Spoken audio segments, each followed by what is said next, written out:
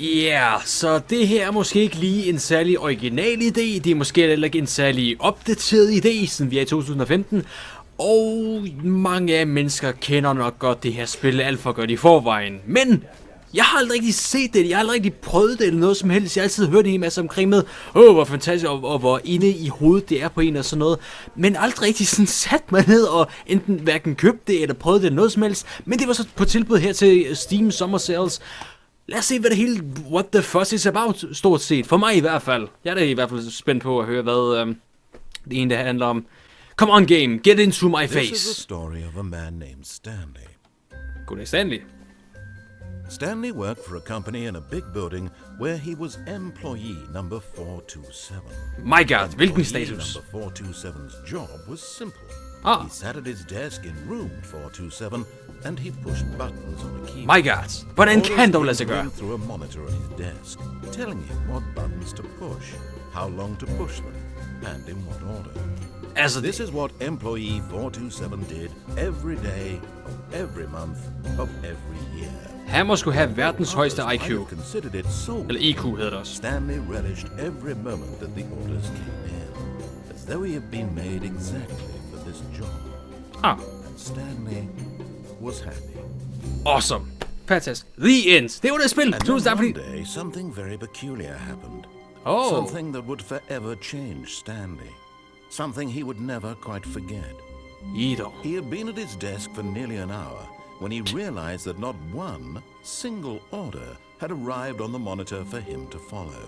No one had showed up to give him instructions or a meeting. Er det en hacker, der har været her? Hi.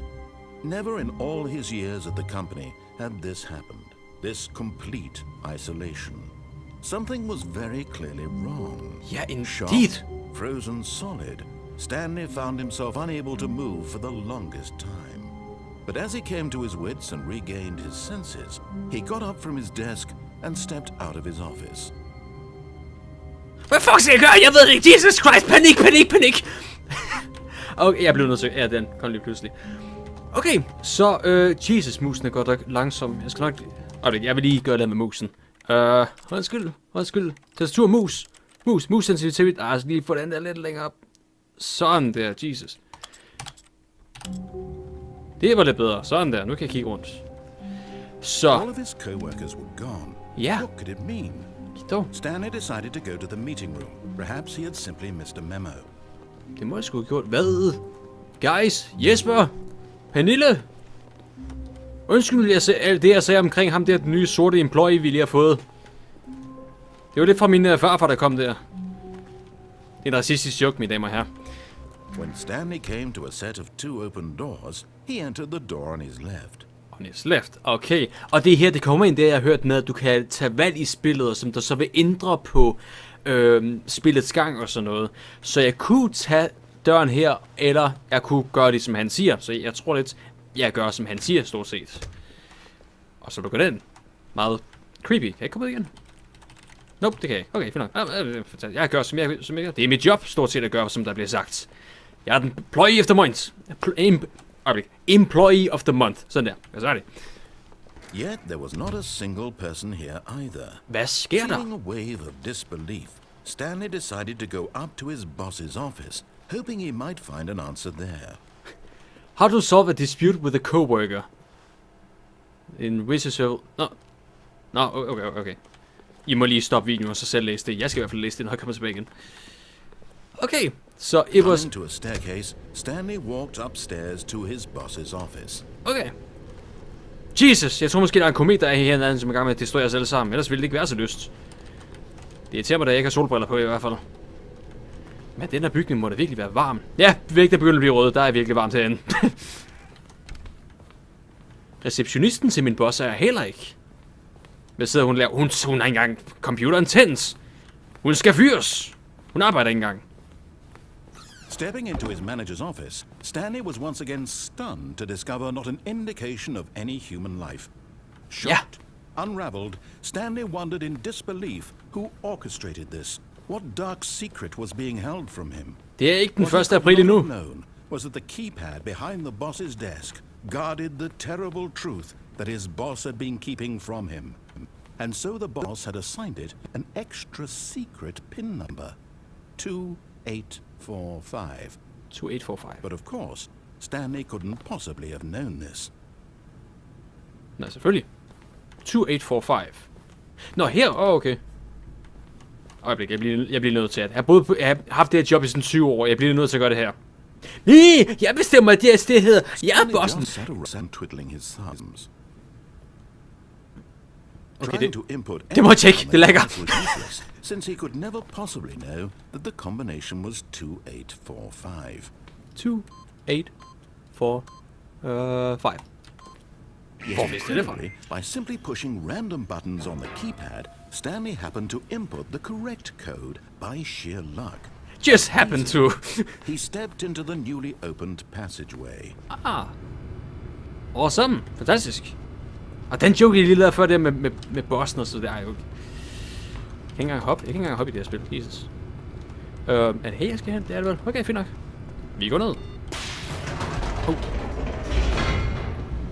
Men hvor er jeg på vej hen nu, egentlig? Det ved jeg ikke engang selv. Jeg gør bare, som stemmen siger, stort set. Forhåbentlig er han ikke imod mig. Stanley realized he felt a bit peculiar. Yeah. It was a stirring of emotion in his chest, as though he felt more free to think for himself, to question the nature of his job. Altså, jeg prøver at stille spørgsmål til det, men du kommer i vejen hele tiden. It had never occurred to him. This question would not go unanswered for long. Hvad er det for et spørgsmål? Altså, mens jeg snakker... Stanley walked straight ahead through the large door that read Mind Control Facility. Tak.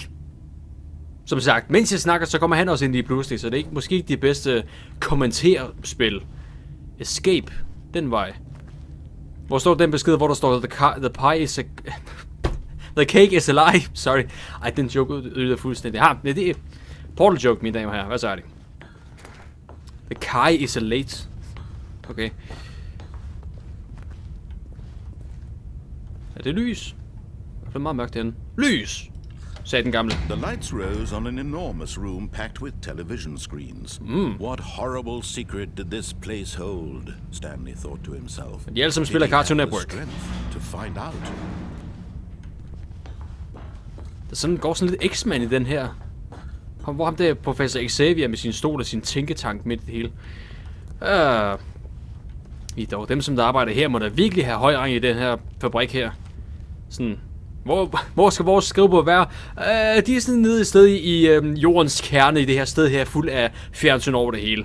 Okay, hvad er mit job? Du skal bare vælge farverne på vores blyanter, stort set. Now the monitors jumped to life, their true nature revealed. Each bore the number of an employee in the building, Stanley's co-workers.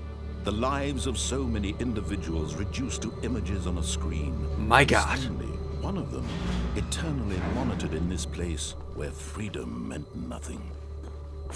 Freedom meant nothing. Det eneste, som der betyder noget, er, hvornår din sygetid er, og hvor længe du bruger på toilettet. 10 minutter er for længe, Hansen. Det er ikke acceptabelt. Vent, kan jeg ikke lige finde nummer 68 et sted? 68. 68 er sikkert et andet sted. Det nummer har det sådan med at følge efter mig, men selvfølgelig nu, når jeg sådan kigger efter det, så er det selvfølgelig ingen steder. This mind control facility, it was too horrible to believe. It couldn't be true. Had Stanley really been under someone's control all this time? Yeah. Was this the only reason he was happy with his boring job? That his emotions had been manipulated to accept it blindly? Det er faktisk meget passende. Når man ikke selv skal tage stilling til... He refused to believe it. He couldn't accept it. His own life in someone else's control? Never. It was unthinkable, wasn't it? Was it even possible? Had he truly spent his entire life utterly blind to the world? Hvilken verden er det, jeg lever i? But here was the proof. The heart of the operation. Controls labeled with emotions. Happy or sad or content. Walking, eating, working. All of it monitored and commanded from this very place. And as the cold reality of his past began to sink in, Stanley decided that this machinery would never again exert its terrible power over another human life, for he would dismantle the controls once and for all. Mind controls, it'll awaiting input.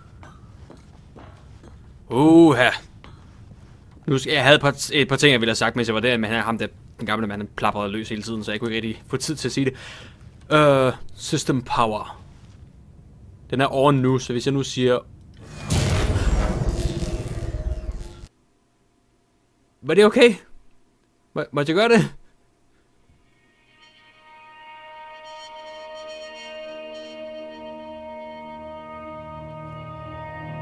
Blackness and a rising chill of uncertainty. Was it over? Oh. Yes. He had won. He had defeated the machine, unshackled himself from someone else's command. Freedom was mere moments away. And yet, even as the immense door slowly opened, Stanley reflected on how many puzzles still lay unsolved. Where had his co-workers gone? How had he been freed from the machine's grasp? What other mysteries did this strange building hold? But as sunlight streamed into the chamber, he realized none of this mattered to him, for it was not knowledge or even power that he had been seeking, but happiness. Perhaps his goal had not been to understand, but to let go. No longer would anyone tell him where to go, what to do, or how to feel. Whatever life he lives, it will be his. And that was all he needed to know. It was perhaps the only thing worth knowing. Stanley stepped through the open door. Det simpelthen... Stanley felt the cool breeze upon his skin, the feeling of liberation, the immense possibility of the new path before him. This was exactly the way, right now, that things were meant to happen. And Stanley was happy. Ja, det er en ret sød slutning. Hvis det altså er en slutning. Achievement, beat the game. Okay, awesome. Fantastisk. Jamen, hvis det var det. Loading, det er lidt der bestemmer det, om der er mere, der sker. Sir Loading. For jeg tror, hvis det var det, så var det sgu da meget spændende, sjovt, og altså, når mit job, kan man sige, at kommentere over spillet samt den gamle mand, der snakker hele tiden, det var måske lidt distraherende, men hvad nu? Er vi bare starter for? Jeg tror faktisk bare, vi starter forfra her nu. Yes, vi stort set bare starter forfra her nu. Så ja, det var simpelthen The Stanley Parable, hvis du stort set bare gør, som ham, den gamle dude, han siger, og i sidste ende stort set bare vinder spillet. Altså meget spændende, meget pænt og alt det der tingesværk der, så det er jo egentlig meget sjovt her. Hvis den her video får en okay stor succes, jamen så vil jeg prøve at spille de andre... hvad skal man sige, slutninger igennem. Hvis du, jeg kunne forestille mig, at der er flere slutninger, hvis du tager de andre valg i de to døre, for eksempel hvis du vælger den anden dør i stedet for i sidste ende, hvis du lader være med at klikke på knappen, eller det ene, det andet og så videre. Og med alle de valg, jeg har fået igennem det her spil her, så tror jeg faktisk, der er sådan her 15.000 slutninger eller sådan noget. Men i hvert fald, det var den første slutning. Tusind tak fordi I så med. Hvis I kunne lide den her video her, så husk at efterlade et like. Jeg vil sætte stor pris på det. Og så må I alle sammen bare have en fortsat awesome dag. Minus.